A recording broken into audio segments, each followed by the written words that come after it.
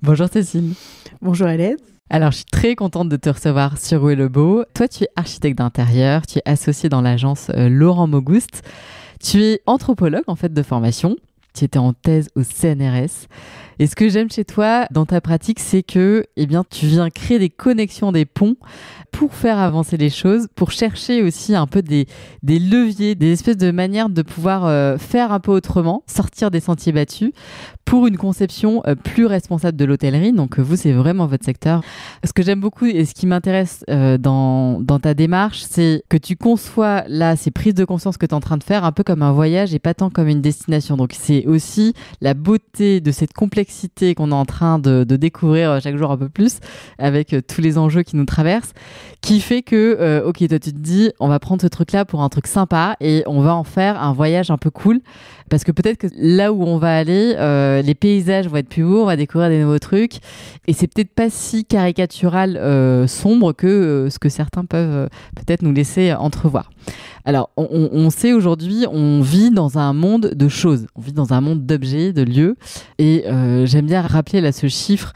Je l'ai souvent dit, mais je le remets ici parce que vraiment, je trouve qu'il fait sens, surtout dans ce sujet de l'hôtellerie où on parle à la fois du bâti, mais aussi de l'intérieur, etc. C'est notre facture matériaux.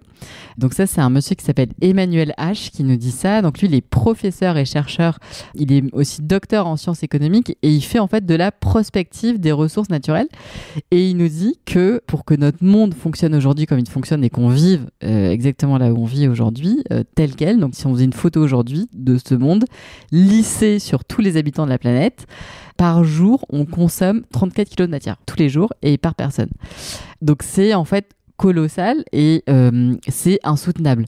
Et ça fait référence du coup au jour du dépassement. En gros, il nous faudrait plus de 2 planètes pour pouvoir continuer à vivre comme ça. Et là, quand on regarde là, les chiffres pour les années qui suivent, en fait, ce nombre de kilos, il explose. Donc, ce problème ne va pas aller en diminuant, il va plutôt aller en s'augmentant. Mais parce qu'on est de plus en plus nombreux, etc.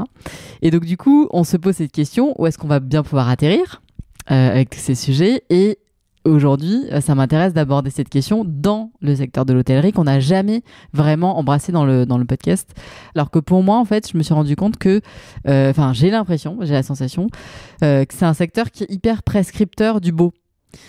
Dans le sens où l'hôtel, c'est un peu ce qu'on fantasme d'avoir chez soi. Souvent, les expériences qu'on fait à l'hôtel, on rêve ensuite de pouvoir un jour se les approprier, les vivre un peu plus souvent. Donc, on ramène des choses de nos expériences dans des hôtels.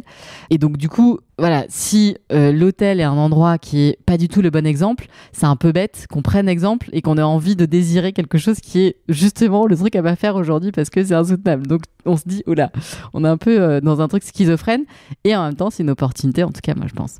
Donc vous avez avec ton agence présenté, en fait c'est comme ça que je vous ai rencontré, un projet spontané donc qui était en dehors d'un projet d'hôtel de vos clients qui viennent vous voir, mais donc c'était vraiment vous qui avez fait à l'occasion d'Équipe Hôtel en 2022, c'est ça ? Ouais, 2022. Un projet qui s'appelait La Chambre, qui était un travail manifeste exceptionnel, vraiment.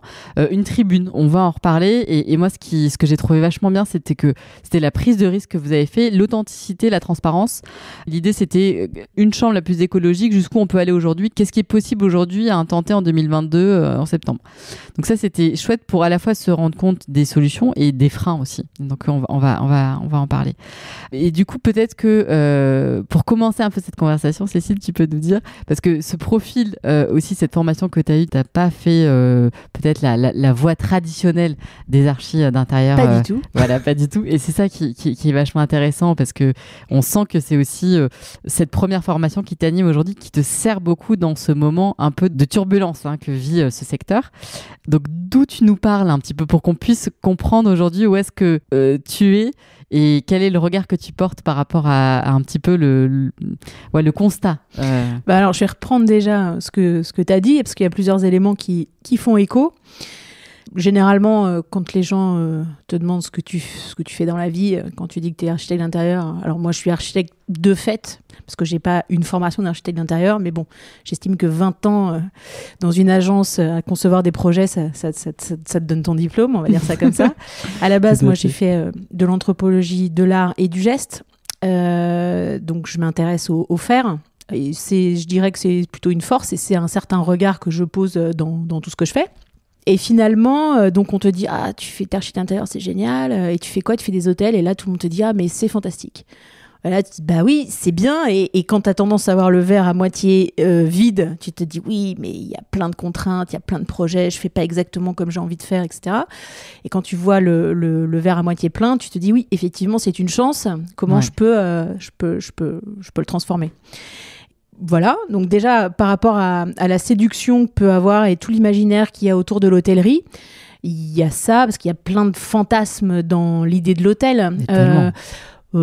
Au-delà de l'expérience même que tu fais, il y a une vraie expérience, enfin un vrai fantasme par rapport aux représentations. On a tous un film avec un hôtel mythique, le Lido dans Mort à Venise. Il y a plein d'endroits comme ça qui sont des espaces de projection, je pense.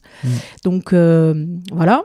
Et puis la réalité, c'est que finalement, si on est tout à fait concret, avant de réussir à avoir une vraie liberté pour concevoir dans un projet hôtelier, soit il faut avoir la chance de trouver un porteur de projet qui croit vraiment pas en votre talent, mais en tout cas qui s'en remet complètement à vous, qui vous laisse faire votre travail. Mais on est quand même, on parle vraiment d'une industrie en fait. Donc je pense que les gens n'ont pas forcément, quand t'es pas dans le secteur, n'ont pas de vision de ce que ça représente. C'est déjà en 20 ans, on a vu le paysage vraiment changer. C'est-à-dire que quand moi j'ai commencé à travailler dans ce secteur, il y avait 80% de porteurs de projets, c'est-à-dire des hôteliers indépendants qui étaient partie prenante vraiment dans les rénovations d'hôtels qu'ils faisaient, parce qu'on fait plus de rénovation que de construction, et pour 20% d'investisseurs. Et puis la balance s'est complètement inversée au fil des ans, et maintenant on est plutôt on est complètement dans le cas contraire. On a 80% d'investissement. Qui dit investissement dit vraiment des grosses contraintes économiques qui ont une vraie influence sur le visage que vont avoir les projets par la suite. Mais ça veut dire quoi? Ça veut dire que eux, concrètement, ils mettent de l'argent dans ce projet, donc ils rachètent, on va dire, les murs, et ils se disent, on va le revendre dans pas longtemps. Enfin, c'est quoi le modèle économique? Alors, soit on refait un hôtel qui est déjà avec la classification des étoiles que vous connaissez, enfin voilà. Ou alors, on upgrade, c'est-à-dire on passe d'un 3 étoiles, on va rentrer dans un standard 4 ou un 4 en standard 5, donc il faut rentrer dans ce cahier des charges-là. Et bien entendu, c'est un investissement qui est lourd. Refaire un hôtel, c'est énorme. Il y a beaucoup de contraintes. Alors, il y a des contraintes. Nous, on fait de l'architecture intérieure, donc on mélange pas avec. On mélange pas. Je parle pas en tant qu'architecte. Je parle vraiment pour l'intérieur, pas pour le clos couvert. Mais on a des normes, des standards, et puis il y a aussi des standards de marque. C'est-à-dire que quand vous travaillez, donc ça fait partie, c'est complètement dans l'esprit du temps. Hein. Quand vous travaillez pour une marque avec des codes particuliers qu'il faut retrouver dans tous les établissements, on veut pas de standardisation, parce qu'on voulait sortir de la standardisation des années 80-90, mais finalement, c'est toujours très proche. Ce qu'on voit aussi dans la presse est très prescriptif. Parce qu'au final, ce qu'on voit dans un magazine, c'est toujours les parties les plus valorisées d'un hôtel. Je pense qu'il y a beaucoup de journalistes qui écrivent sur des hôtels avec seulement le brief, le communiqué de presse, qui vont pas forcément visiter. Donc voilà, après il y a des choses qui sont très bien réalisées ou très bien photographiées, mais c'est en fait derrière, c'est toute une usine. Et ce qui est très intéressant, c'est que ça mêle énormément de corps de métier, mais d'une manière assez linéaire en fait. C'est-à-dire vous avez la maîtrise d'ouvrage, l'architecte qui va gérer ça, ensuite vous avez fait appel à un architecte d'intérieur, et puis ensuite vous avez la personne qui va s'occuper des achats, en tout cas de passer les marchés, les appels d'offres, et en fait c'est que des étapes un peu à la queue leu-leu, et qui font que finalement c'est toujours des projets qui sont assez tentaculaires. Et c'est combien de temps à peu près en tout? Je dirais entre 2 ans quand c'est vraiment très short, on a à peu près 1 an d'études et puis au moins 1 an de travaux quand tout se passe très bien et que tout est carré. Après, il y a des projets qu'on fait en plusieurs phases, c'est-à-dire que l'hôtelier décide de ne pas fermer complètement un établissement pour pouvoir l'exploiter, et puis finalement on a des projets qui durent jusqu'à 4 ans. Puis parfois il y a des surprises dans les chantiers, donc voilà. Mais tout ça pour dire que en fait c'est intéressant quand on le prend comme ça, comme un secteur assez séduisant. Mais moi, ce que je trouve très bien dans l'hôtellerie, c'est toute l'histoire qu'il y a derrière. Parce qu'on parle d'hospitality. Donc, si on revient au sens un peu philosophique du terme, moi, j'aime bien me poser la question de qu'est-ce que ça représente. Ouais. Et en fait, dans l'histoire de l'hôtellerie, il y a des grands marqueurs. On n'invente plus grand-chose. Mais après, voilà, c'est très prescripteur aussi. Moi, j'ai tendance à penser que finalement, quand on crée un hôtel, on crée les conditions pour que quelque chose ensuite puisse se passer. Alors, je vais pas parler de magie, c'est pas ça, mais qu'en tous les cas, il se passe on peut pas créer une atmosphère, ça, alors franchement, de zéro, ouais. Non, mais pour moi, c'est pas possible. En fait, qu'est-ce qui fait un hôtel? C'est les hommes. Alors, bien sûr, vous pouvez faire un super concept, avoir un lieu extraordinaire. Ça s'arrête pas là. Il y a tous les gens, tous les opérationnels. C'est pas beau comme mot, mais enfin, c'est comme ça que ça s'appelle. Mais en tout cas, tous les gens qui vivent au quotidien dans l'hôtel et qui le font vivre. Et puis tous ceux qui vivent l'hôtel en tant que clients. Et je pense que c'est une équation qu'il faut toujours reposer. Et c'est vrai que quand on parle d'un concept hôtelier qu'on voit dans un magazine, tel hôtel, machin, moi, je me pose toujours la question, enfin, j'ai envie de le voir vivre. Alors, ok, c'est bien réalisé, il y a des trucs qui sont sympas. Mais au final, ça reste qu'une image. Et comme on veut la vendre, quoi. Donc derrière, il y a des gens qui travaillent dedans, il y a les gens qui vont venir dans l'hôtel et qui vont s'y sentir bien. Donc nous, on crée ces conditions-là. Et ça passe par plein de biais, en fait. C'est ça qui est intéressant, c'est que le travail qu'on fait, nous, au quotidien, en conception, c'est d'essayer alors, vraiment, le nerf de la guerre, c'est quand même la dimension économique. Oui, mais on essaie de faire des choses qui soient belles au sens cohérente. Donc, au fil des années, se créent des affinités avec des fabricants, plus ça va, des manufactures, des gens qui vont travailler dans la même, dans la même éthique, qui vont dans le même sens que ce que nous, on essaie de faire. Et donc ça, c'est assez génial. Parce qu'en fait, ce qu'on comprend, et ce que moi j'ai compris aussi en étudiant un petit peu ce secteur, c'est que ce qu'on voit à la fin, le livrable quelque part, c'est pas juste parce que c'est tel ou tel archi qui a fait ça. C'est-à-dire que vous prenez, j'imagine, des bâches sur beaucoup de choses que vous proposez, parce qu'en fait il y a tellement de normes et c'est ça aussi qui est un peu particulier, c'est qu'on n'est pas du tout comme sûr du particulier, tu vois, ou alors des choses qui... Alors ce qui est paradoxal, c'est que, alors comparé au cloc ouvert ou tout ce qui est architecture, l'enveloppe, on va dire, de l'hôtel, le bâtiment, là il y a des normes HQE qui maintenant sont c'est normal en fait. Ouais. C'est très bien d'ailleurs, hein. C'est passé comme une habitude là depuis la crise énergétique qui certes est compliquée pour tout le monde, mais en tous les cas moi je pense que ça va, comme on dit, c'est un mal pour un bien, parce que avant l'énergie coûtait rien en France, donc on se souciait peu de savoir si on la gaspillait. Maintenant, elle coûte beaucoup plus cher. Donc, la question de la gestion énergétique, c'est quelque chose qui maintenant prend en considération. Donc, la gestion de l'eau, exactement. Pareil. Enfin, voilà, ça réveille. Donc, tout aussi, ça, finalement, ça contraint les gens à se poser des bonnes questions. Mais j'aime à croire que finalement, très bien, les choses convergent. Et puis, au final, c'était l'occasion pour que les choses se transforment. Mais ça, c'est vraiment très intéressant. Donc, le cloc ouvert, c'est les normes. Et puis l'intérieur, donc ce que nous on fait, donc l'aménagement de l'intérieur de l'enveloppe. Ouais. Alors il y a des normes, mais qui sont des normes plutôt de sécurité, c'est-à-dire des normes non-feu, qu'on appelle des normes contract. Donc ça, c'est... Ça veut dire quoi? Enfin, très concrètement, c'est quoi? Ça veut dire que c'est des traitements qui sont apposés, alors en fait, dans les EPR, donc établissements qui reçoivent du public, il y a des normes qui font que pour limiter les risques d'incendie, etc., il y a des choses qui sont... D'abord, tu peux pas ouvrir un hôtel sans avoir la commission de sécurité, donc voilà, pour savoir si tout est standard et conforme à la législation. Donc ça, c'est des normes qui sont très prescriptives. Donc c'est-à-dire que sur les tissus, par exemple, il y a des traitements, donc des traitements chimiques qui les protègent, comme on a les combinaisons pour les pompiers. Ce qu'on met au fond des poêles en téflon, enfin ce genre de trucs. Et pareil, on traite chimiquement les tissus pour qu'ils s'enflamment beaucoup moins vite. Donc voilà. Mais ça... Et ça... Tu sais que c'est un peu mon cheval de... En fait, l'idée, c'est intéressant. Ça, c'est vraiment un moyen de réfléchir. Ouais. C'est-à-dire qu'on a cette contrainte. Il faut toujours essayer de comprendre pourquoi ça a été fait. Donc, à la base, c'était comme un progrès. C'est-à-dire, il faut sécuriser ces établissements parce que c'est plus seulement des lieux de passage. C'est aussi des lieux... Maintenant, les hôtels sont ouverts sur la ville. Donc, il y a aussi... Enfin, voilà, il y a beaucoup de passages. On peut privatiser, faire des événements. Enfin, voilà. Donc, il fallait... c'est pour des raisons de sécurité. sécurité, donc d'assurance. Il fallait réduire. Donc au début, c'était, d'ailleurs, c'est toujours pour ce qu'on appelle le lobby, la réception de l'hôtel, et puis un peu dans les chambres aussi, mais de manière moins drastique. Et finalement, alors souvent, on prescrit des choses qui ont l'air un peu magiques, quoi. C'est-à-dire, vous avez un tissu, alors ok, il brûle pas, mais en plus, il est anti-tache, c'est-à-dire que vous renversez votre café et un petit coup d'éponge et plus rien n'y paraît. Alors, bien sûr, comme ça, on se dit, mais c'est complètement génial ce truc. C'est vrai.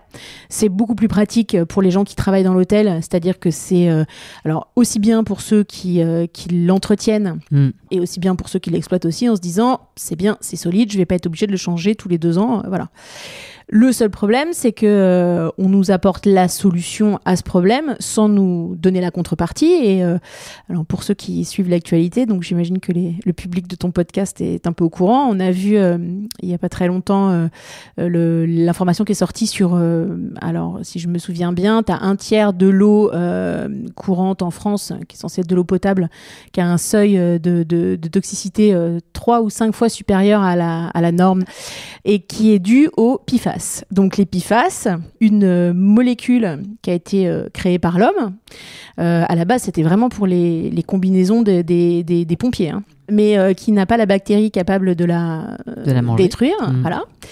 Et ce qui fait que on retrouve des PFAS jusqu'en Himalaya. Voilà, c'est éternel. T'en trouves jusque dans l'Himalaya. Alors, il y a 2 façons de raisonner. Il y a ceux qui pensent que ce serait pas mal d'arrêter les PFAS ou de les garder juste pour les pompiers parce que c'est pas mal, et d'arrêter d'en mettre au fond des poêles et puis systématiquement dans tous les tissus hôteliers pour des raisons et hôteliers et autres, hein, parce qu'aux États-Unis c'était complètement démocratisé, c'était même une condition pour les assurances, ça allait passer dans le domestique, c'est-à-dire que chez vous, si vous vouliez être assuré, il fallait qu'une partie en gros de vos tissus soit traitée comme ça, et en fait il y a eu des études qui montrent clairement que c'est un perturbateur endocrinien.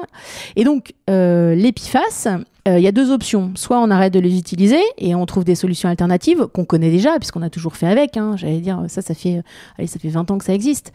Donc, jusque-là, on y arrivait très bien. Soit, pour les plus cyniques, peut-être que l'homme va réussir à créer la bactérie qui va les dévorer. Mais bon, voilà. C'est ça. Il y a un peu 2 écoles. Bon. Et en fait, l'important dans ces produits-là, c'est que c'est ce qui dégage. Et en fait, c'est ce qui va... Par rapport à la qualité de l'air, tu veux dire. Exactement. Et ça, c'est des choses, dans les studios d'archi, on n'a pas forcément... Vous n'êtes pas formés à ça. On n'est pas formés à ça. Il faut aller chercher l'information. Ouais. C'est-à-dire que c'est... je dis pas que je suis plus curieuse que les autres, hein. C'est, je pense, un peu un concours de circonstances et de centre d'intérêt, ce qui fait que moi, ça m'intéresse. Et je me dis, mais tiens, c'est dingue ce truc.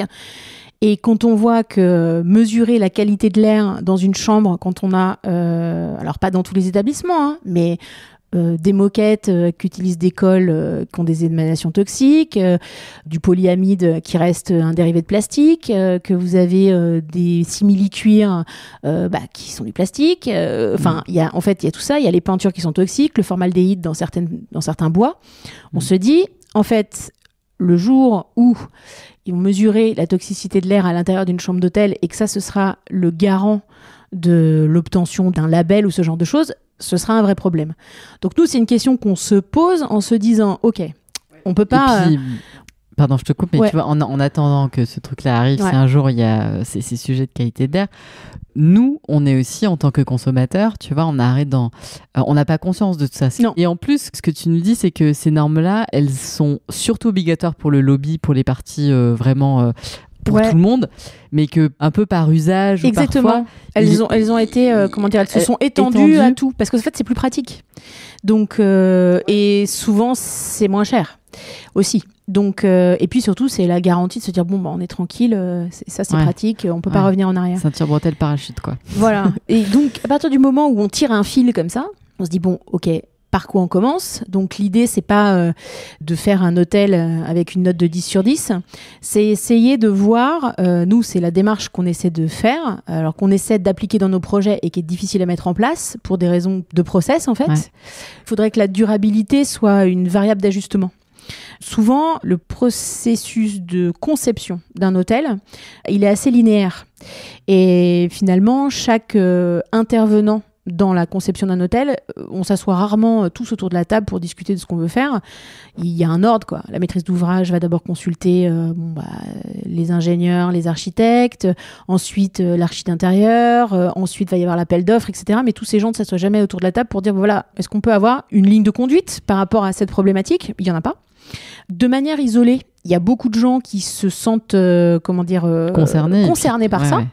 Mais finalement, c'est tellement pris dans un système qu'on a très peu de latitude pour le faire. Et puis il n'y a pas la place. C'est pas conçu pour, quoi. Exactement. Et au final, l'idée, c'est pas de faire quelque chose de parfait. C'est déjà d'essayer de voir sur à quels endroits tu as un levier, quoi. Ouais, et déjà ce qui est possible, je parle même pas de développer des choses en recherche et développement, ce qui ça est très intéressant, mais qui est dans un deuxième temps. Déjà, c'est d'essayer de comprendre pourquoi on ne peut pas prescrire des choses qui sont déjà prêtes, qui sont valables pour de l'hôtellerie et qui pourtant sautent à la prescription. Pour des raisons économiques, mais aussi pour des raisons de méconnaissance, parce que quand on fait un projet de cette envergure-là, c'est plusieurs millions, pour les plus petits déjà, donc pour les plus grands, c'est vraiment autre chose. Donc on on peut pas s'arrêter sur chaque point. Donc l'idée, c'est de dire qu'est-ce qui est déjà possible, quels sont les gros points de blocage et comment on peut essayer justement d'avoir une stratégie qui permet de faire progresser certaines données de manière à ce que ça devienne finalement même plus un sujet, quoi. Que ce soit une habitude et que ce soit normal et qu'on ait ces alternatives-là en conscience et en connaissance, parce que ça, c'est quand même très important. Et donc, ce dont tu parlais tout à l'heure avec la chambre qu'on avait fait avec Hypothèle, là, en fait, pour expliquer, c'est un salon c'est un salon professionnel. Ouais. Donc, Laurent, mon associé, lui, avait déjà travaillé sur ce type d'événement, voilà, quand il était dans un autre studio chez Jean-Philippe Nuel. Et puis, quand on nous a proposé d'avoir cet espace, donc c'est une carte blanche, on vous donne un grand espace qui est la zone événementielle et expérientielle, comme ça s'appelle en fait. Et pour remettre un peu le truc, c'est que Equipotel, donc c'est pour celles et ceux qui ne connaîtraient pas, c'est un salon qui est dédié aux professionnels de l'hôtellerie, quoi. Voilà. Donc c'est pas un salon grand public, mais c'est un salon pour les... Et donc nous on s'est dit c'est bien, mais est-ce que ce serait pas là l'occasion, puisqu'on se plaint toujours de pas pouvoir faire ce qu'on veut sur les projets, etc. Est-ce que ce serait pas l'occasion d'offrir cette visibilité-là à ce qu'on arrive avec le plus de difficultés à développer au quotidien dans nos réalisations ? Donc, on est tout de suite tombé d'accord. Très bien. Et donc là, l'idée, c'était de se dire, très bien, on a cette carte blanche, on veut faire... alors, on a fait plus une scénographie qu'une chambre standard, parce que c'est plus facile d'avoir un discours aussi sur ça, et puis c'est plus... en tout cas, c'était un exercice qui était plus agréable à faire pour nous. L'idée, c'était de réaliser une chambre qui soit la plus esthétique possible, dans le style qu'on aime, mais qui soit au maximum de ce que, honnêtement, on pense pouvoir faire à l'heure actuelle sur un projet. Ouais, c'est ça. Donc, on réalise une chambre. Donc, nous, on l'avait modélisée, c'est-à-dire on avait réalisé des perspectives 3D, on avait fait des plans, etc. Puis après, on l'a éclaté pour montrer en fait chaque archétype de ce qu'est une chambre d'hôtel. On a pris la chambre parce que on aurait pu prendre une autre zone d'un hôtel, mais la chambre, malgré tout, c'est là où on passe le plus. C'est la base, et puis c'est vraiment le lieu de l'intimité. Donc c'est le rapport qu'on a avec l'hôtel. Donc c'est sympa d'entrer, etc. Mais dès que vous fermez la porte, on a toujours le petit le frisson. Ouais, moi je trouve. On se dit toujours, mais comment est ma chambre ? Ouais. Voilà. Et tu rentres, tu regardes, tu vas jusqu'au bout de la pièce. Après, on s'est amusé à regarder quel était le chemin des gens. Donc, tu vas jusqu'au bout de la pièce, tu regardes ton lit, puis après, tu rentres dans la salle de bain. Et puis voilà. Donc, il y a un petit côté. Je trouve que c'est un lieu d'expérience aussi des matériaux, des fibres, des textiles. Enfin, tu vois, il y a un truc, un rapport émotionnel aussi aux objets et à la pièce. Et donc, c'était pour nous l'espace qui était le plus représentatif de tout ce qui peut parler en fait alors bien sûr aux professionnels de l'hôtellerie et puis plus largement dans notre démarche. Donc on a travaillé avec des partenaires au quotidien qui font du mobilier, des gens qui font des matériaux, avec lesquels on conçoit tous les jours des hôtels, qui ont des produits qu'on adore et qu'on arrive plus ou moins à mettre, qui ont des produits innovants ou une vision particulière de comment on pourrait faire les choses. Donc ça déjà c'était génial, que ce soit collégial. Et donc c'était pour montrer que c'était possible en fait, qu'on arrivait à faire quelque chose et que c'est pas que réutiliser des palettes quoi. Et que même si on fait du réemploi, on peut faire du réemploi qui correspond complètement au canon esthétique de n'importe quelle époque et des goûts de tout le monde en fait. Donc, parce que moi ce qui m'avait frappé c'est qu'en fait si on lisait pas le manifeste que vous aviez, le texte etc. qu'on rentrait, on savait pas du tout que c'était le propos. Enfin, c'est ça aussi, moi, je trouve, qui m'avait plu parce que je me suis dit, bah voilà, enfin, c'est plus un sujet. Et enfin, des gens qui arrivent à pouvoir montrer que on se fait tous un espèce de nœud en se disant si c'est écolo ça va être moche, mais en fait juste pas du tout. Enfin, c'est juste qu'on n'a pas encore suffisamment testé et qu'il n'y a pas encore suffisamment de gens qui se sont penchés là-dessus, mais c'est une terra incognita aujourd'hui. Puis là on avait essayé de mélanger un peu tout ce qu'il y avait à faire. Il y avait du réemploi, il y avait une magnifique cheminée donc évidemment qu'on n'avait pas conçue pour l'événement du 18e qui était sublime, qui nous avait été gentiment prêtée. Donc ça c'est aussi des choses qu'on peut pouvoir mettre dans des projets. On avait toute la moquette, c'était de la moquette de réemploi et autrement il y avait une petite zone et l'autre elle était complètement en laine. Donc on avait chiffré aussi quelle était la différence, alors on va dire le prix au mètre linéaire et puis voir quelle économie d'échelle on peut faire. L'idée c'était de transposer la chambre sur un hôtel de standard, un 4 étoiles de 60 chambres, pour montrer qu'en fait si on s'y prend bien dans les achats, parce qu'on s'est aussi associé, et ça c'était hyper important, de travailler avec une cellule de procurement, des gens qui achètent les tissus, le mobilier, etc. et qui, eux, savent comment faire quand on suit vraiment les bons process et qui arrivent à coller au plus près de ce que nous on préconise. C'est-à-dire qu'eux, ils respectent un certain process qui fait que ça préserve au maximum les prescriptions qu'on fait. Parce qu'on fait pas... c'est hyper long, en fait. Quand on fait un hôtel, on choisit jusqu'à l'interrupteur. Enfin, voilà. Donc, tout est noté, tout est choisi, tout est prescrit. Dès que vous changez la couleur d'un tissu, il faut changer tous les autres parce qu'il faut que ça reste cohérent. Donc, c'est quand même un travail considérable. Donc, alors que là, du coup, ça préservait le fait que ce que vous aviez suggéré, ça reste. Et puis, tous les gens, tout ce qu'on a réalisé en mobilier, on a travaillé avec une manufacture qui n'utilise plus de vernis sur ses bois. Et donc, c'est Manufacture d'Argentat qui n'utilise pas de teck, qui utilise du bois modifié thermiquement. Ça, c'est génial. Initialement, c'est du Parce bois... tu peux raconter l'avantage de ce truc-là ? Ouais, en fait, le bois modifié thermiquement, c'est un bois qui, à la base, eux, ils sont en Corrèze. Et donc, le bois de charme, il est généralement utilisé pour les charpentes. Enfin, voilà.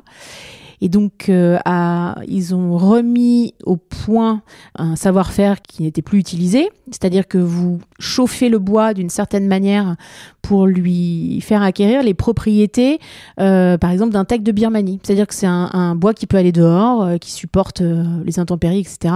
Ça le fonce légèrement. Ouais, il passe dans une espèce d'étuve. Exactement. Alors, c'est un processus qui est bien maîtrisé, quoi. Oui. Et puis, c'est pas hyper énergivore, je crois. Exactement. Et du coup, ça permet au lieu d'aller chercher du bois d'importation, voilà, on sait exactement où c'est, le bois est chauffé et donc, ça, c'est hyper intéressant. Donc, pour nous, ça permet pour tout le mobilier extérieur d'avoir quelque chose qui est fabriqué en France. Qui dit fabriqué en France, c'est pas une question de chauvinisme, c'est une question du temps d'approvisionnement et l'impact COV que peut avoir le transport. Déjà, quand on réduit cette part-là, on donne une meilleure note, en tout cas une meilleure note énergétique au projet qu'on conçoit. Donc ça, c'est vraiment important. Donc ça, c'est une solution intéressante. Pas de vernis non plus, c'est-à-dire c'est des bois huilés. Et en plus, c'est esthétiquement génial. Ça sent bon, il y a une odeur aussi de et finalement, les gens passaient à côté, puis on donnait, en fait, on a travaillé sur le réemploi, parce que c'est un vrai paramètre, d'utiliser les chutes. Et puis, pardon, je reviens au bois, mais tu vois, le bois, en fait, aujourd'hui, pour beaucoup, quand on le touche, tu sais, t'as l'impression qu'il est sous plastoc, qu'il est sous verre, en fait. Parce que quand tu touches les tables, tu sens même plus les nervures du bois. Là, il est vivant. Sens, alors que voilà, ce rapport aussi tactile qu'on peut avoir avec des matériaux qui sont naturels, mais qui finissaient par être naturels juste dans l'apparence comme ça, mais plus dans le toucher. Et ça, c'est quand même trop dommage. Et encore, ça, c'est quand on arrive à avoir des vrais matériaux naturels, même s'ils sont planqués sous des tonnes de vernis. Et pourtant, on a des tonnes d'alternatives. On a plein d'esthétiques qu'on pourrait expérimenter. Et c'est là où on peut inventer, en fait. Ouais, mais c'est ça, c'est qu'on se dit, mais pourquoi on manque autant d'imagination, quoi?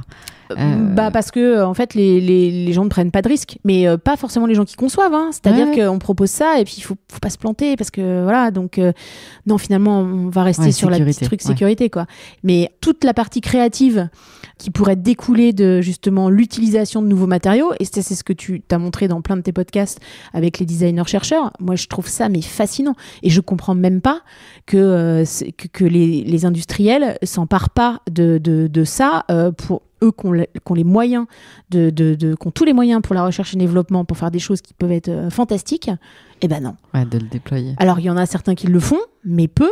Et ça, c'est, je veux dire, elle est là, la créativité. Et c'est là où on peut faire des choses qui vont permettre d'inventer de nouvelles formes, qui vont inventer de nouveaux usages, qui vont être adaptés, quoi. Bah oui, mais justement, ce projet de la chambre, c'était bien. Et puis, moi, ce que j'aimais bien aussi, c'est de se dire que vous nous emmenez à avoir une vision qui est systémique. C'est-à-dire que oui, peut-être que développer de la robinetterie ou je sais pas quoi dans une salle de bain, dans un autre matériau, ça va être plus cher, mais peut-être qu'en fait, vous allez faire des économies ailleurs. Et notamment, vous aviez prescrit donc des fibres d'ortie, des fibres de chanvre. Donc ça se repasse pas. Est-ce que tu peux partager même la discussion que tu avais eue justement avec cet hôtelier-là? Ouais, ça c'était vraiment intéressant parce que et d'où l'intérêt d'avoir une démarche collégiale, c'est-à-dire on sait pas tout, loin de là. Moi, j'apprends tous les jours des trucs. Je me rends compte que j'ai dit des grosses bêtises parce que je connaissais qu'une partie. On te montre toujours la partie séduisante du projet. Donc, il faut toujours que tu ailles chercher derrière pour te dire... Ça rend un peu parano, parce que tu te dis toujours, est-ce que c'est vraiment vrai ce qu'il m'a dit? Oui, puis tu te rends compte que non. Quand tu rentres vraiment dans les fiches techniques et que tu arrives à les décrypter... Ça, c'est... Parce que vous êtes sollicité par des gens qui vous disent c'est bas carbone, c'est machin, c'est neutre. Maintenant, c'est le nerf de la guerre. Ils sont tous à les entendre. Ils sont tous verts d'un coup. Voilà, donc bon, c'est vrai qu'il faut trier le bon grain de livret, mais c'est pas évident quand même. Et donc, au hasard de cette collaboration, moi j'avais dit je veux pas de coton pour des raisons qu'on connaît, l'utilisation de l'eau, etc. Je veux bien travailler avec du lin, même je suis ouverte à plein d'autres fibres parce qu'on connaît pas forcément. Ah ouais. Et donc je dis voilà, je voudrais un lin, et donc c'est Bergan qui fait ça. C'est pareil, c'est une entreprise qui est intéressante parce que c'est une structure, j'allais dire, à échelle humaine. Et donc, le technicien nous dit « Ah bah, j'ai ce produit-là, seulement il n'est pas repassé. Est-ce que ça peut être un obstacle pour une chambre haut de gamme? Parce que c'est de la super qualité, effectivement, c'est un truc, c'est top. » Et là, il me dit, en plus, c'est vraiment intéressant parce que, en fait, on n'a pas besoin de repasser ces draps. Ils sont ultra qualitatifs, donc c'est pas le petit lin froissé qu'on achète dans des enseignes bon marché. C'est vraiment une super qualité. Et en discutant, on se rend compte que, en fait, c'est un truc génial. Ça permet de faire une économie d'échelle conséquente, de réinternaliser toute la blanchisserie dans un hôtel. Alors pas dans des tout petits hôtels où il n'y a pas forcément l'infrastructure nécessaire pour avoir des machines à laver, mais vous savez comment ça se passe, enfin, pas forcément. En fait, vous avez pour tout ce qui est lingerie, c'est un camion qui vient avec un prestataire qui vient chercher le linge, qui l'emmène donc dans l'usine où il va être nettoyé, etc. Ouais. Et surtout repassé. Et en fait, les presses sont allumées toute la journée pour garder une température constante, etc. Mais elles ne servent pas tant que ça. Et quand on ne repasse pas du linge, on fait une économie de plus de 50% d'énergie sur le pôle blanchisserie. Et donc, je me dis, mais ça, c'est un truc, j'y aurais jamais pensé, parce que je suis pas blanchisseuse, quoi. Donc, je n'en sais rien. Je sais techniquement que ça consomme énormément en transport, que bien sûr, la blanchisserie, voilà, mais je connaissais pas les proportions. Et donc là, on se dit, mais ça, c'est une solution qu'on peut proposer à un hôtelier en lui disant, eh ben, en fait, si vous utilisez ce type de drap, qui en plus sont super qualitatifs. Et puis c'est tellement agréable de dormir dans du lin. Enfin, l'été, c'est frais, l'hiver, c'est chaud. Enfin, ce que vous allez les payer plus cher pour avoir un drap qui va être top niveau. Voilà, en fait, vous allez le gagner parce que, vous allez faire... il suffit d'avoir le local blanchisserie. Et en fait, il y a cette facture d'énergie en moins. Et donc, pour avoir échangé avec des hôteliers, même eux ne savent pas. Parce que quand vous êtes dans un système où ça se passe comme ça depuis 20, 30 ans, que bien sûr, il y a des boîtes qui ont des monopoles et qui font les trucs. C'est pour ça qu'on n'arrive pas à avoir des draps de toutes les couleurs, parce que c'est des trucs au niveau de l'opérationnel, bah, c'est plus simple d'avoir des draps blancs ou avec un petit liseré, parce que dès qu'il y en a un qui est sale, ça dépareille pas tout, quoi. Donc tout ça, c'est une vraie logique. C'est pour ça que c'est vraiment tentaculaire, l'hôtellerie. Parce que il y a tellement de sujets à explorer que voilà. Et du coup, ça, c'est une source d'économie d'énergie. Et en plus de ça, ça crée un nouvel usage. C'est-à-dire que c'est quand même plus valorisant d'expliquer à un client, eh ben ok, vous allez avoir ce drap fabriqué je ne sais où, enfin en France en l'occurrence, ou en Belgique, parce qu'il y a, ou au Portugal, voilà, au Portugal, et de manière vraiment durable. Et en plus de ça, c'est pas l'histoire de la serviette qui va sauver 3 arbres. Là, c'est vraiment concret, ça peut être chiffré, et ça parle. Et je pense que ça donne aussi envie aux gens. Tu disais tout à l'heure, c'est un peu prescriptif l'hôtellerie. Bah, moi, ça me donne envie d'avoir les mêmes chez moi. Bah oui. Bon, bref. Parce que quand tu fais cette expérience-là, et puis c'est un peu comme un investissement, tu vois, des draps en fait. Mais c'est vrai que bah voilà, quand on regarde des draps en lin, des draps en coton, c'est vachement plus cher des draps en lin ou en chanvre d'ailleurs. Parce que alors moi, j'ai aussi testé en chanvre et 100% chanvre. Moi, je me disais oulala, mais ça va être hyper rêche. Enfin, pour moi, le chanvre c'était un peu genre. Et en fait, pas du tout. C'est hyper. Il y a même des serviettes aussi de toilette en chambre. Enfin bon, tout. Mais après, ça ouvre un champ aussi qui est vachement intéressant, parce que si on arrête le coton, il y aura aussi à un moment un problème. Parce qu'il faut pouvoir répondre à une offre, une demande, pardon, qui ne baisse pas. Donc, quand on parle du lin, on peut pas tout passer en lin. Donc, il faut essayer de comprendre aussi comment est cultivé le lin. Donc, ça, c'est... Ouais, ou alors d'aller vers d'autres fibres comme l'ortie. Exactement. Et en fait, il y a plein de fibres qui peuvent être développées. Et ça, c'est intéressant. Donc, ça fait partie des points à soulever. Et je trouve que c'est marrant parce que c'est pas une innovation, quoi. C'est juste que c'était là sous notre nez, que c'était tellement sous notre nez que tout le monde, personne l'a vu, et que voilà. Et finalement, ça répond de manière très très concrète à des vrais challenges qui sont ceux de l'hôtellerie, comme quand tu le dis bien, c'est des nombres de chambres et volumineux, le nombre de passages, le nombre de draps, et les ordres de grandeur, enfin en tout cas auxquels est confronté ce secteur-là, n'a effectivement rien à voir avec le particulier. Et en même temps, il y a un pouvoir d'influence de ce secteur qui est complètement dément. Et donc là, cette aventure que vous faites donc avec la chambre, qu'est-ce que tu as voulu après en faire? Parce que déjà libérer la parole, partager ces informations. Et toi, tu t'es dit quoi? Tu t'es dit, mais en fait, j'ai envie qu'il y ait plein de gens. Enfin, t'as envie parce que ça, c'est un travail quand même colossal de pouvoir se dire, ok, alors le moindre truc, comment on fait pour... quelle est la solution la moins pire? C'était un peu ça le truc. Tout agglomérer le plus beau possible avec votre pâte, etc. Montrer les blocages. C'est important, les choses où on n'a pas de solution. Et là c'était quoi? C'est par exemple... C'est surtout la robinetterie, parce que c'est l'acier et qu'on monte à 1800 degrés, donc forcément, tu as un impact déjà. Voilà, mais bon, on n'a pas tellement d'alternatives en robinetterie pour l'instant. Et ça, c'est quand même problématique, mais on cherche. Mais bon, voilà. Après, il y a aussi les sanitaires, toutes les vasques, etc., parce que c'est pas optimum. On a peu de verre. Il faut que ce soit... En fait, c'est toujours la même chose. Il faut penser en termes de cycle.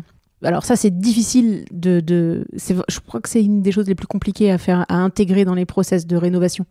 C'est-à-dire que quand vous dessinez un objet, que vous le faites fabriquer, etc., il faudrait, ou qu'on le fait en réemploi, il faut pas se contenter de se dire, il va servir 5 ans, 10 ans dans un hôtel. Il faut déjà savoir ce qui va en advenir, ce qu'on peut en faire une fois qu'il sera, voilà. Est-ce qu'il peut être, comme dans beaucoup d'autres domaines où ça c'est déjà prévu, les filières de réemploi sont hyper actives dans le tertiaire, alors qu'en hôtellerie, c'est vraiment les prémices.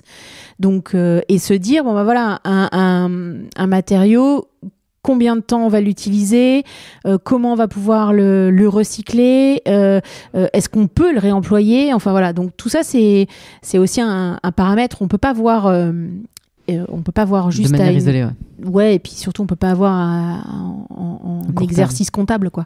Donc c'est beaucoup plus dense. Donc là on change complètement de paradigme, et ça c'est encore plus compliqué à faire entendre, sauf quand c'est chiffré.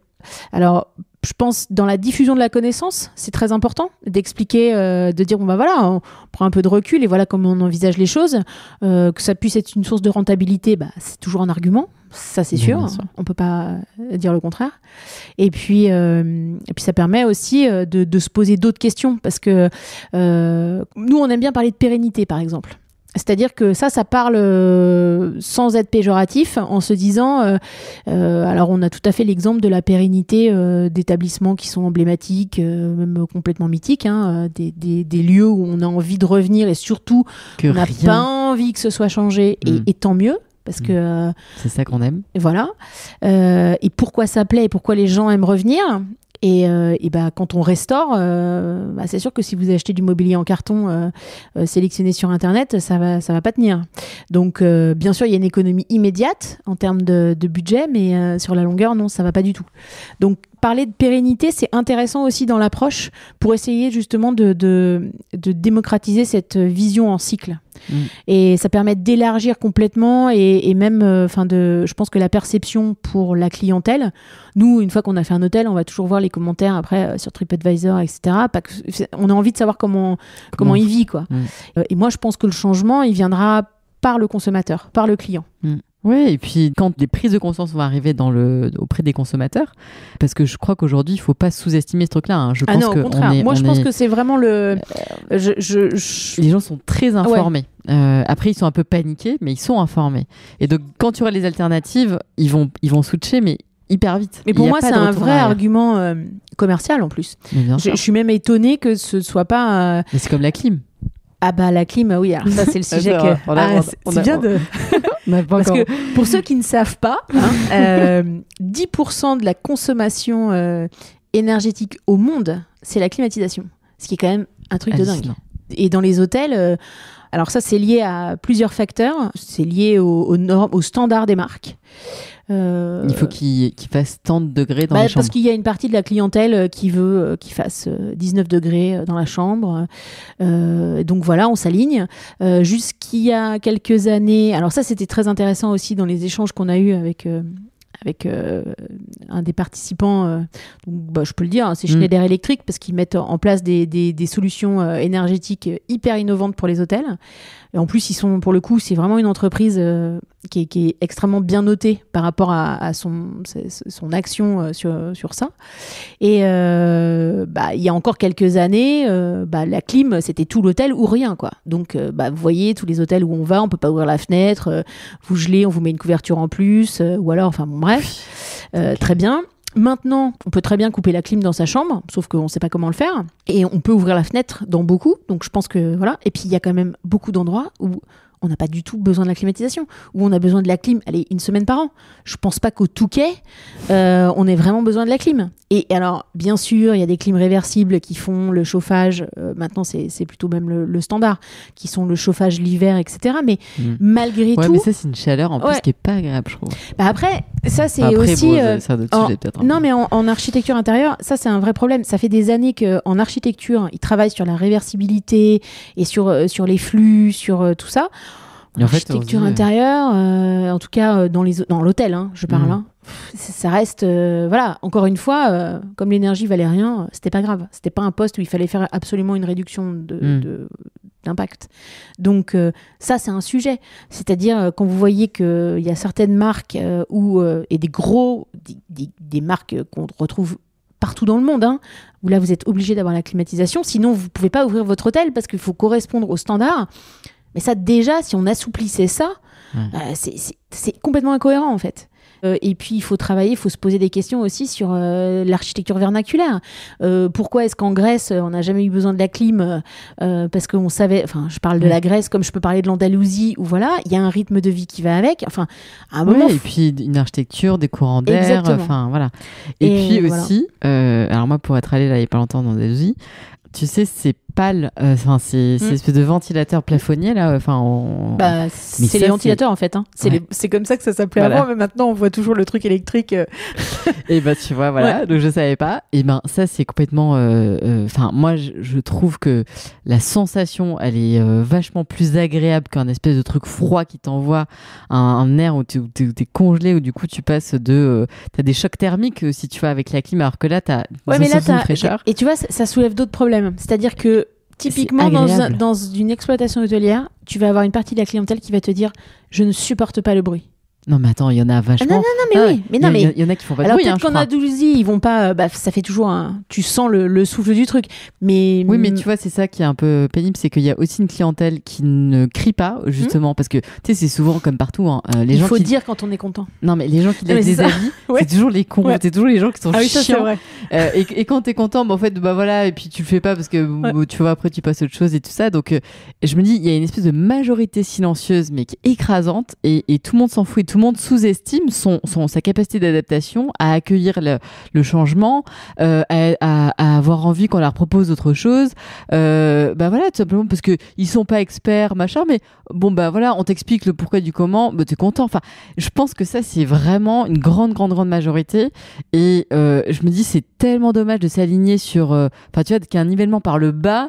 Après, il y a ce sujet, alors c'est paradoxal par rapport à ce que tu dis, c'est que en hôtellerie, la prescription, c'est l'expérience client. Mais moi, tu sais que je suis capable d'aller dans un endroit et de payer plus cher parce que je sais qu'il n'y a pas la clim. Ouais, ça, c'est les autres. Mais je suis d'accord. Vraiment. Mais oui. Parce que pour moi, c'est... voilà, je me dis que ça a valorisé aussi ces expériences d'art de vivre, de faire autrement. Et ces personnes qui ont peut-être investi sur de l'isolation, investi sur autre chose. Alors après, il y a un vrai sujet quand même sur les ventilateurs, j'y reviens. Il faut absolument que les designers nous trouvent des trucs beaucoup plus jolis. Parce que je suis sûre que c'est un champ d'imagination démentiel. Hein. Même pour faire le tri. Tu vas dans ta chambre d'hôtel, t'as pas une jolie poubelle pour le papier, le plastique, les déchets verts pour pouvoir mettre dans le coin. Ça n'existe pas. T'as pas de place, en fait. Je pense que c'est aussi dû à la taille des chambres. Ouais, mais trouver des petits contenants. Je suis sûre qu'il y a des solutions. Enfin, j'ose même pas imaginer que ce soit pas possible. En tout cas, c'est un sujet sur lequel... il y a 1001 sujets sur lesquels on peut réfléchir, quoi. Mais c'est ça, c'est qu'il y a plein de sujets créatifs en dormance. Il y a plein de personnes aujourd'hui qui commencent ces études de design, d'architecte d'intérieur, etc. Et qui en même temps se disent, oh là là, mais du coup, qui prennent conscience de tous ces enjeux. Et alors justement, il y a plein de sujets qui sont là en germe. Donc je trouve que c'est pas quand... Souvent, il y a aussi ce truc-là, on arrête. Non, en fait, on réoriente aussi, je trouve. On ajuste. Ouais. Et du coup, parce que là, on n'a pas abordé un autre projet qui découle en fait aussi de ce partage de la chambre. Enfin, voilà. Vous avez montré cette chambre. Qu'est-ce qu'ensuite vous avez eu envie de faire ? En fait, on s'est dit, bon, super, on l'a fait, c'était bien. On était contents. On a eu des échos. Ce qui était encourageant, c'est que les gens étaient sensibles à la démarche, un peu surpris, et en même temps, vraiment étonnés par ce sur quoi on avait misé, c'est-à-dire qu'esthétiquement, ça se voit pas tout de suite. Ouais. Ça les a intéressés. Donc, on a travaillé avec... en fait, on a voulu développer la chambre. Alors là, pour le coup, comme une chambre très standard, sur une trame normale, 24 mètres carrés, voilà. On a rentré tous les éléments à l'intérieur pour faire une chambre qu'on a pu chiffrer. Et puis, on a continué à travailler avec ce collectif. Donc là, c'était notre initiative, mais j'allais dire, l'idée, c'est que ce soit vraiment quelque chose de collégial. C'est-à-dire qu'on a travaillé avec un architecte qui travaille, lui, en bioclimatique. Donc, quelqu'un qui est spécialisé en gestion énergétique, des bureaux d'achat à procurement pour justement essayer de voir à quel moment on peut optimiser. Des partenaires, manufactures, avec lesquels on a travaillé et qui sont à même de nous proposer des choses qui soient tout de suite possibles. Et on a fait un partenariat avec l'ESSEC, qui a un master en management hôtelier, option sustainability. Donc, c'est vraiment intéressant parce que c'est une option, donc c'est une démarche spontanée. Et l'idée, c'était de travailler avec eux pour voir de quelle manière ils pouvaient s'emparer du sujet, voir comment eux, ils allaient appréhender la démarche, comment ils allaient se projeter dedans, puisque c'est a priori les décideurs de demain.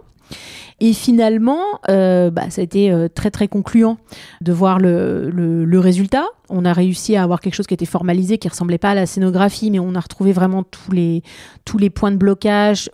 On s'est mis une note sur 10, on va dire. Je dirais que dans une construction normale d'un hôtel, on a 3 sur 10 à peu près, si on est vraiment sincère, hein, si on parle en termes de durabilité. Là, on est arrivé à peu près à 6. Donc, on s'est posé la question justement des outils qu'on pourrait développer pour mesurer ça. Qu'est-ce qui fait que finalement on n'y arrive pas, les points de blocage? Alors, aussi bien les solutions techniques qui font défaut ou les problématiques de processus de conception, c'est-à-dire le frein économique et surtout le frein de la méconnaissance. Ouais, de l'ignorance. Exactement. Et pas parce que les gens sont idiots ou que ça les intéresse pas, mais ça prend un temps de dingue. Et trouver une information juste, c'est vraiment le plus difficile. Mais c'est pour ça qu'en fait, je trouve que c'est intéressant de voir qu'il n'y a pas de... Comme c'est un truc sur lequel on est tous appelés à se former et à s'informer, on est appelé quelque part à être vigilant avec les informations qu'on reçoit, parce que si on écoute d'une oreille un peu comme ça en prenant tout, on se dit « Ah bah oui, d'accord, merveilleux », sans esprit critique, on est vite déçu parce que finalement... c'est très facile de pouvoir avoir des beaux discours, des beaux mots, mais c'est vachement plus compliqué de pouvoir vérifier cette authenticité, etc. Et donc, il y a comme une espèce d'enquête qui est nécessaire et de temps. Ah bah oui, parce que c'est...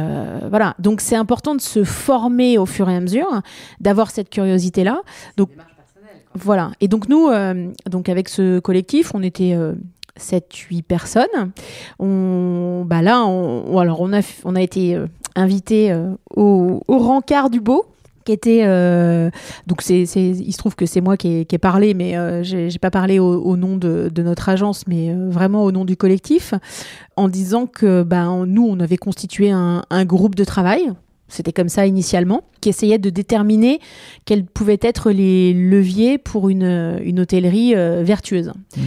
Et en fait, ça a tellement été intéressant d'échanger entre nous, de voir que rien qu'à l'issue de 1 ou 2 discussions d'une matinée, d'une après-midi, on avait déjà des choses mais tellement évidentes qui apparaissaient, et surtout des compléments de connaissances, et surtout une vision qui allait être, on change l'angle de la caméra, quoi. À un moment, en fait, vous êtes toujours dans le même truc, c'est comme le hamster dans sa roue, quoi. On réfléchit sur des problématiques, on a toujours les mêmes points de blocage, on râle après les mêmes choses, sans avoir exactement finalement le point de vue de celui qui est en face. Donc là, tac, tac, tac, d'une manière hyper fluide, se sont matérialisées des solutions. Ouais. Et donc, on a présenté ça au Rencard du Beau, devant un parterre c'est très intéressant. C'était à l'initiative de Plendy, qui est assez moteur dans l'hôtellerie haut de gamme. Et donc, moi, je trouvais que c'était une initiative qui était géniale. On était invités donc chez RDAI, qui est une grande agence d'architecture et qui a une matériothèque démente. Et donc, il y avait une 50aine de personnes qui étaient donc tous, j'imagine, animés par la même... Oui, les mêmes questionnements, en fait. Voilà. L'idée, et donc, vous l'aurez peut-être compris, mais donc les Rencards du Beau, c'est un moment on m'a confié un peu l'éditorial de cet événement, et donc l'idée c'est de pouvoir, comme en gros on a un moment où on a plus de questions que de réponses, de pouvoir se poser les bonnes questions pour peut-être envisager de se mettre sur des trajectoires de réponses lumineuses. Mais c'est pas avoir la prétention de dire on fait tout bien, machin. Mais en revanche, avouer aussi quelque part qu'on est non sachant sur ces sujets et qu'on a besoin de se former, voilà, avec quelque chose qui est sain, en fait.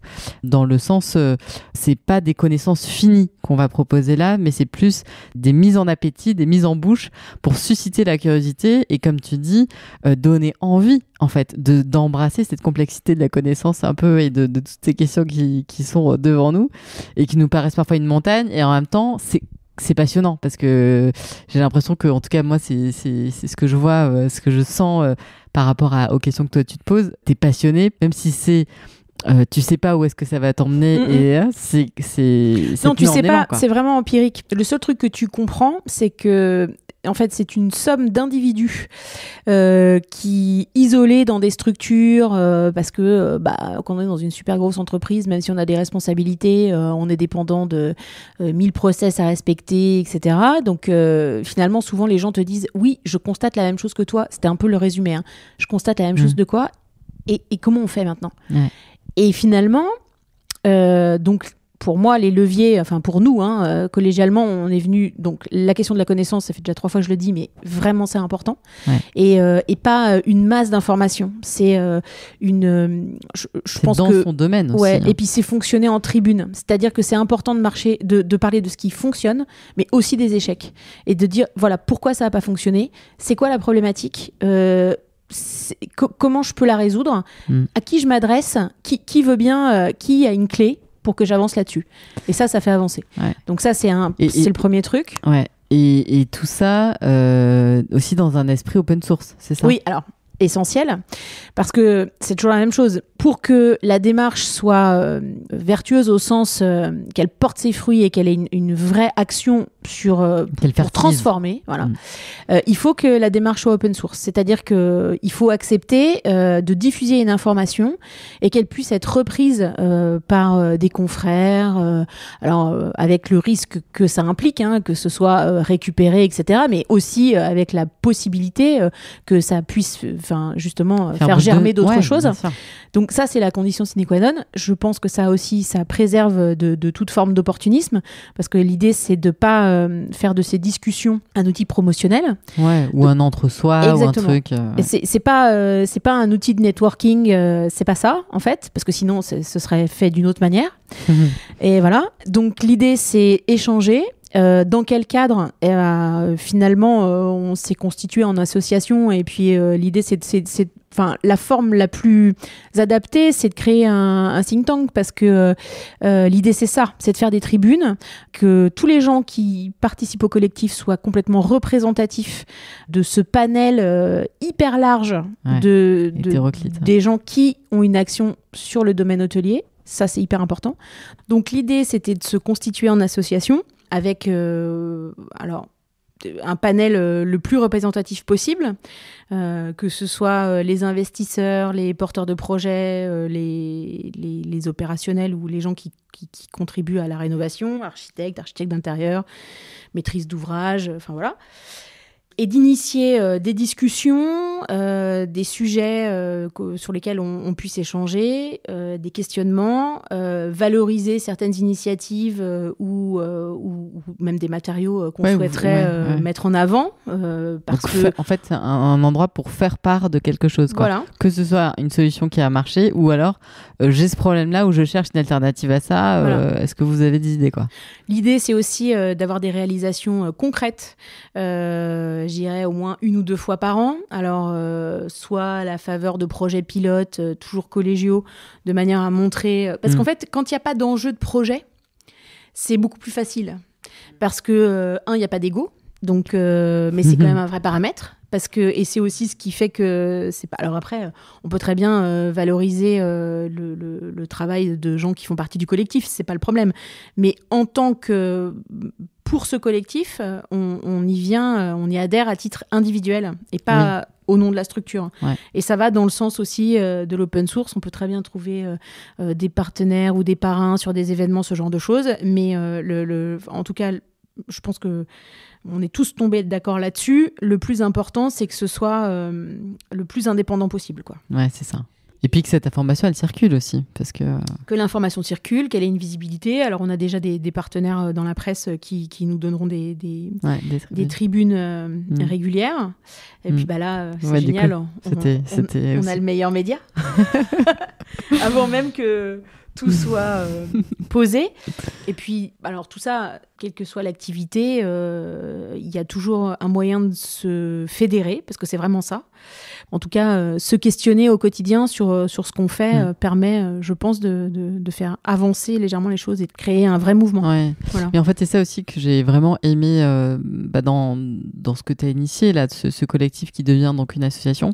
Et donc, on mettra tes coordonnées peut-être dans les notes de cet épisode pour celles et ceux qui voudraient en savoir plus, se contacter, peut-être rejoindre du coup pour savoir un peu comment eux aussi pourraient y participer d'une manière ou d'une autre. Mais donc, dans ce podcast, on a parlé de plein de sujets. Là, on parle de ce sujet de l'hôtellerie, mais j'imagine qu'il y a des sujets dans le design, dans l'architecture, l'urbanisme, le paysage, la bouffe, enfin tout en fait. Les textiles. Je pense que c'est à peu près toujours le même processus, à une échelle plus ou moins différente. C'est quelle est la latitude pour changer, pour insuffler, pour influer, comme tu disais, plus que, en tout cas, si on peut pas agir de manière très concrète, parce que parfois on n'a pas le moyen, tout simplement, voir dans quelle mesure on peut améliorer ce quotidien, et puis amorcer un changement, alors que ce soit de manière très radicale, comme ça peut être fait parfois.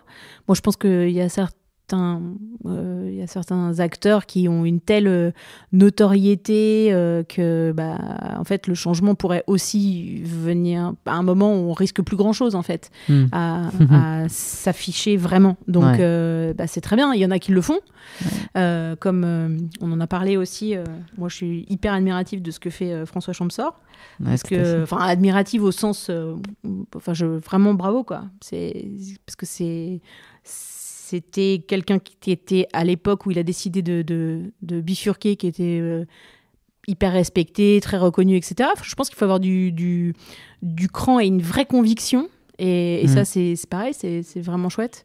Et pour faire en plus des choses qui sont qui restent encore très visibles et ultra impactantes. Donc, parce qu'en fait, tu sais ce que tu lâches, mais tu sais pas où tu vas, tu vois, parce que tu sais à construire. Donc, c'est ce que t'en fais après de cette expérience qui devient d'ailleurs un peu très personnelle, un peu thérapeutique même, parce que tu te construis en même temps que tous ces sujets.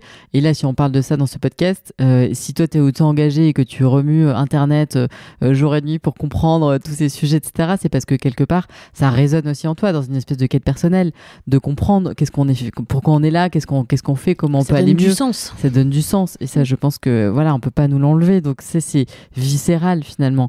Et donc là, ce que j'aimais bien, c'est de te faire témoigner là-dessus et de dire que finalement, c'est pas plus compliqué que de le faire. Non. C'est-à-dire que juste, si vous avez des batailles à mener à votre échelle, menez-les en fait. N'attendez pas. Appelez deux copains, des gens avec qui vous avez discuté à l'occasion, mais je sais pas, d'un vernissage ou d'un truc il y a 3 ans ou que vous avez juste vu sur Instagram. Envoyez des messages et dites ça a l'air vachement bien. Enfin, en fait, il faut se mettre dans ce mouvement aussi parce que l'action, ça rend plus joyeux. Enfin, il y a un espèce de truc de joie qui arrive, je crois. Et puis c'est important pour un dernier truc, c'est pour la transmission aussi. C'est-à-dire que quand on dit créer des ponts entre des gens qui conçoivent des produits ou des matériaux avec des gens qui peuvent les transformer, en tout cas les mettre en œuvre. Voilà. Il y a aussi cette notion de transversalité des générations. C'est vachement intéressant.